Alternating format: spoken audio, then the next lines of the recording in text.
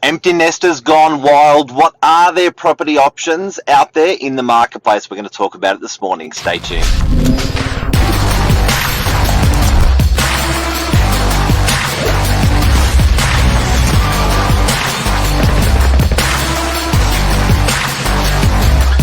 I'm the ringleader, so listen up.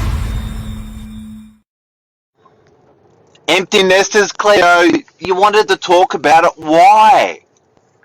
Well, it's something close to my heart at the moment because my dad's recently, he's downsized and just going through that whole process of moving, a parent into a smaller place has been, quite trying and real actually. So I thought we'd talk about it because I know I'm not the only one that's doing this at the moment. And it must be, I do have to say, it must be, there's so many facets of the whole empty nest thing. There's the financial side of it, there's the accommodation side of it, physically, mentally, it would be pretty demanding on a lot of your life, because I guess for 20, 30, 40 years you've sort of done the same thing, and now everything's going to change for an empty nester. Yeah, I find that the people, like the empty nesters as such, are excited for that new, a lot of them are excited for that new process, where it's the children, that might not have the family home that's been, for 40 years, like you said, they're the ones that are more apprehensive, whereas someone like my dad, for example, he was really looking forward to it, this not having to maintain as much and just, having that next adventure. Whereas we're all like, oh, this was my old room, and you reminisce, but yet you've moved out, like you've moved on with your life. So it's a bittersweet process for sure.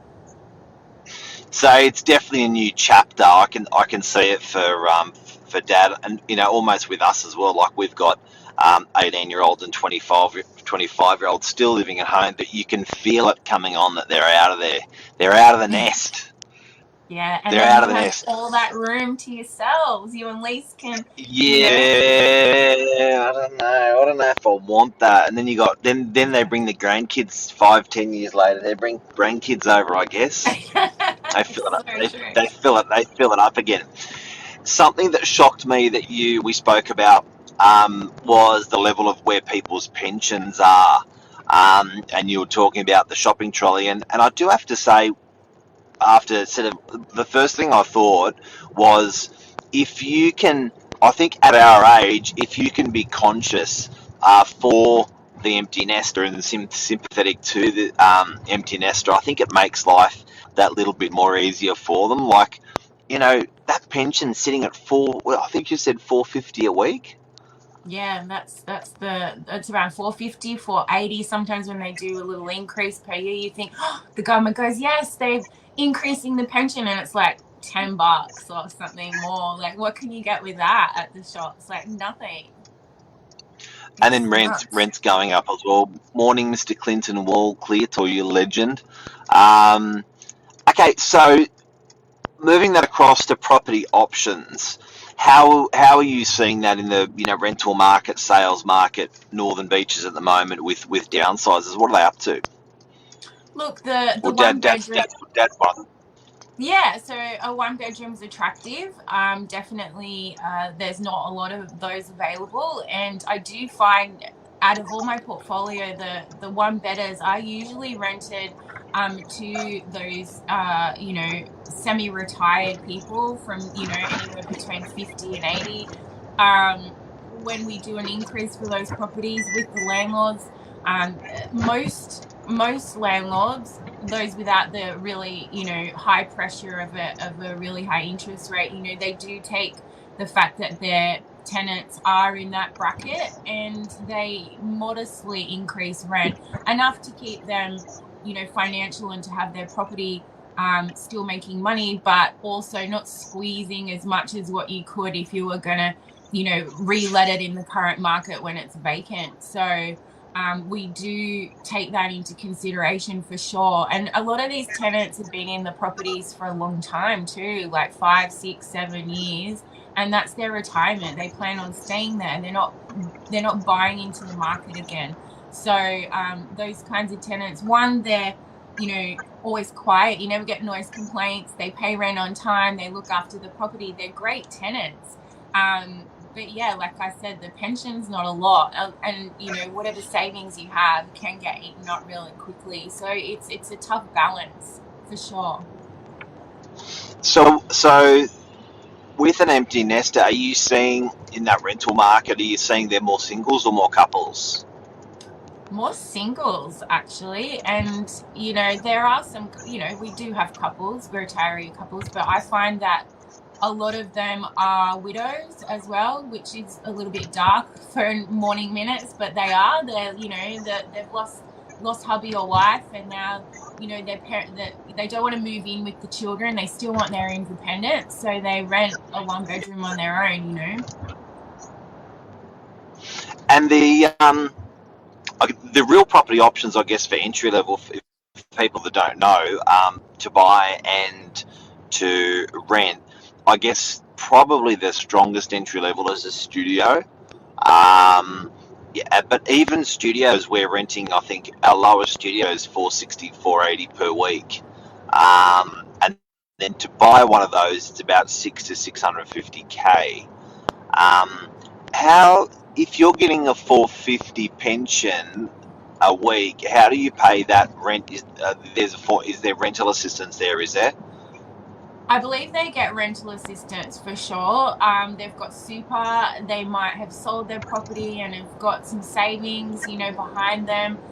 You can't have a lot in order to keep the pension, but at the same time, you know, some of them are self-funded retirees as well. You know, they just live off their savings, and that's what pays their rent. We do have quite a few complexes that are for over 55s only, and those rents are also they're not capped, but they're below market value if it wasn't rented to someone over 55. I think I managed 3 or 4 of those. Yeah. And yeah, they're great, but at the same time, yeah, the rent is a little bit lower than what you'd expect in the normal market. I think if we're aware of the numbers, I think if we're aware of the situation, I googled it this morning. I didn't know how to spell nesters, whether it was ORS or ERS. Spelling's not your Anyway. strong point, Mark. That's okay. Anyway, I googled it, and up came empty nest syndrome.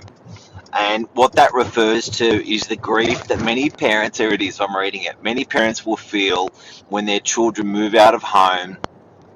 This condition is typically more common in women who are more likely to have been or had the role of primary carer. So I just have to say, on finishing off this morning, empathy, a bit of compassion for the primary carers, acknowledgement, and it's a real thing. And if you do get a chance, watch, I think it's called Live to 100 or the Blue Zones on Netflix. And it talks about all the people that live the longest in the world, the cities where people live the longest in the world. And it does a really good summation at the end of the series of what they all had in common. And what the one thing that I took away that I can apply to today's show was it was that sense of community. So when the kids gave time and support, and the community gave, and there was a community there for the person, they lived well, they lived longer. So I think empty nesters, it's a big thing. For sure, and we can't live without them either. Like we do need them, definitely. That's it. You know what? These guys were there. The oldies were there for us when we were young. So yeah, go visit your mum or your dad and look after them. And for property, I think for me, what stands out, and it was funny because I was independently talking with Lisa about this morning. I think just making sure that you are saving for a rainy day when you're in your sort of 30s, 40s, 50s, and 60s, because that whole empty nest thing, does happen, and it's nice to have a bit of financial independence behind you. Like your old man, perfect example. He would be very uncomfortable in his situation if he hadn't, saved along the way. For sure. We're not the generation for saving, that's true. And that rainy day, we're like, what rainy day? And it's not raining today. Today's Yeah. sunny. Who cares about tomorrow? But yeah, it's Yep. important anyway. Anyway, respect to the empty nester. Have a great day, Cleo. You too. Thanks, Mark. Bye. See you guys. Thanks for watching. Cheers. Bye.